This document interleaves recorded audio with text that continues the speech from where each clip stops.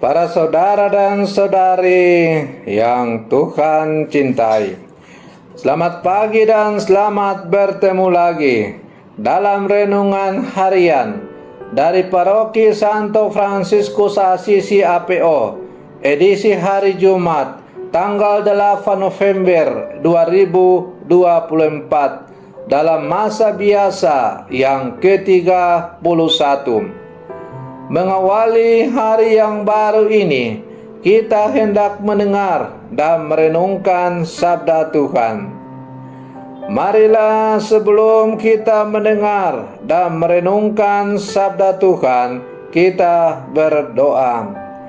Dalam nama Bapa dan Putra dan Roh Kudus. Amin. Allah Bapa, sumber kebahagiaan, Engkau berkenan menciptakan kami menjadi manusia baru berkat sabdamu. Bantulah agar kami semakin menyerupai Yesus Putramu, Sang Adam baru. Bersabdalah ya Tuhan, kami siap mendengarkan. Terpujilah Engkau Bapa, Putra dan Roh Kudus, kini dan sepanjang segala masa. Amin. Para saudara dan saudari yang Tuhan cintai, sabda Tuhan yang hendak kita dengar dan kita renungkan untuk mengawali hari yang baru ini diambil dari Injil Lukas pasal 16 ayat 1 sampai 8. Tuhan bersamamu. Inilah Injil suci menurut Lukas. Pada suatu ketika, berkatalah Yesus kepada murid-muridnya, ada seorang kaya yang mempunyai seorang bendahara. Kepadanya disampaikan tuduhan bahwa bendahara itu menghamburkan miliknya. Maka si kaya itu memanggil bendaharanya dan berkata, "Apakah yang telah kudengar tentang dirimu? Berilah pertanggungjawaban atas urusanmu, sebab engkau tidak boleh bekerja sebagai bendahara lagi." Berkatalah bendahara itu dalam hatinya, "Apakah yang harus kuperbuat? Tuanku memecat aku dari jabatanku. Mencangkul aku tidak dapat, mengemis aku malu. Aku tahu apa yang harus kuperbuat, supaya apabila aku dipecat dari jabatanku sebagai bendahara, ada orang yang mau menampung aku di rumah mereka." Lalu ia memanggil satu demi satu orang yang berhutang kepada tuannya. Berkatalah ia kepada yang pertama, "Berapa besar hutangmu pada tuanku?" Jawab orang itu, 100 tempayan minyak. Lalu kata bendahara itu, "Inilah surat hutangmu. Duduklah dan buatlah surat hutang lain sekarang juga, 50 tempayan." Kemudian ia berkata kepada yang lain, "Dan saudara, berapa hutangmu?" Jawab orang itu, 100 pikul gandum. Katanya kepada orang itu, "Inilah surat hutangmu.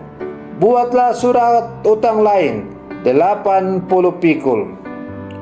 Bendahara yang tidak jujur itu dipuji tuannya karena ia telah bertindak dengan cerdik.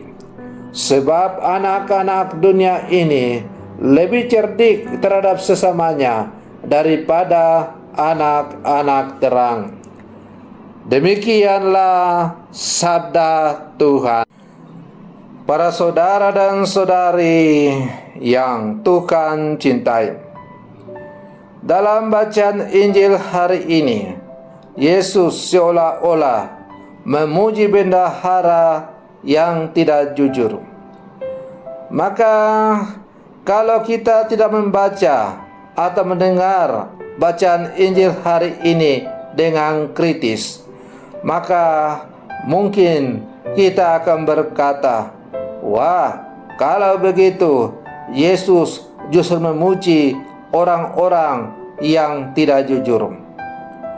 Yesus tidak membenarkan tindakan bendahara yang tidak jujur itu, tetapi Ia memuji kreativitasnya mengatasi permasalahan yang sedang ia hadapi.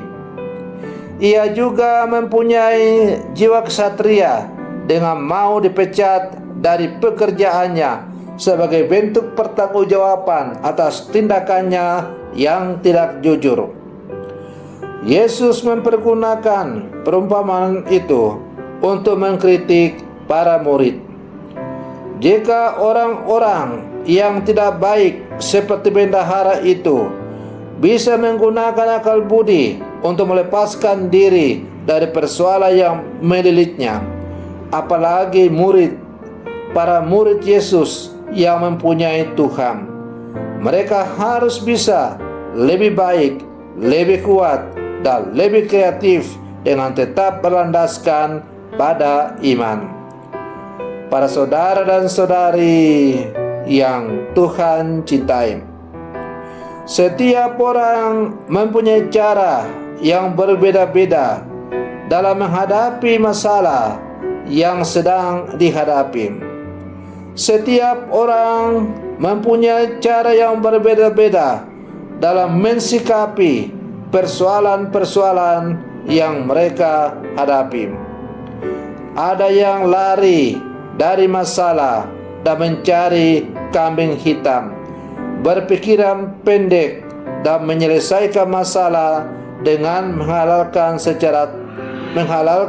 segala cara dan membiarkan masalah berlarut-larut. Namun kita sebagai orang beriman diajak untuk menghadapi setiap masalah dengan tenang, berpikiran jernih, dan hati yang bersih, sehingga kita dapat memikirkan jalan keluar yang baik dan bijak.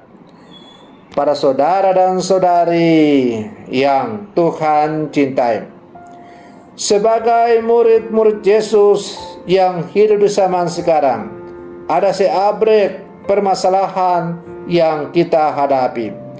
Ada masalah ekonomi, ada masalah komunikasi, ada masalah pekerjaan, masalah kesehatan, dan lain-lain. Seabrek masalah yang kita hadapi silih berganti itu terkadang lalu membuat kita lelah, frustasi dalam menjalani hidup ini. Tetapi sebagai orang-orang beriman, kita tidak boleh melarikan diri dari persoalan-persoalan itu. Sebagai orang-orang percaya, kita tidak bisa menghindar dari berbagai macam-macam persoalan hidup.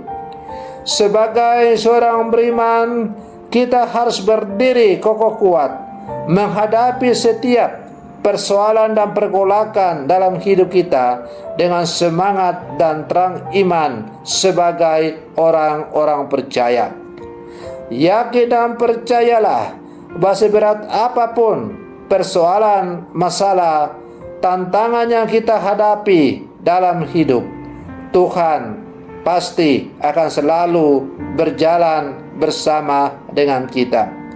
Persoalannya adalah apakah kita sadar dan mau untuk selalu menyadari dan berlari kepada Tuhan dan membiarkan Tuhan membimbing menerangi kita untuk berjalan bersama menyelesaikan, menghadapi setiap persoalan, pergolakan hidup yang kita hadapi.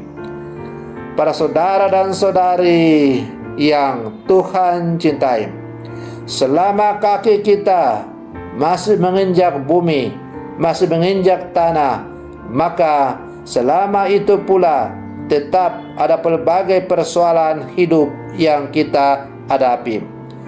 Berbagai aneka pergolakan hidup yang kita hadapi itu tidaklah membuat kita untuk jatuh, untuk meratapi nasib kita.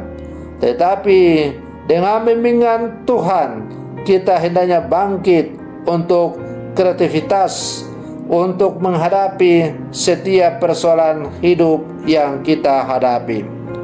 Maka para saudara dan saudari yang terkasih, mari kita berlangkah maju bersama, bergandengan tangan. Kita hadapi setiap persoalan hidup ini dalam terang iman kita sebagai orang-orang percaya. Yakin dan percaya Tuhan selalu berjalan bersama dengan kita. Selamat pagi, Tuhan Yesus memberkati.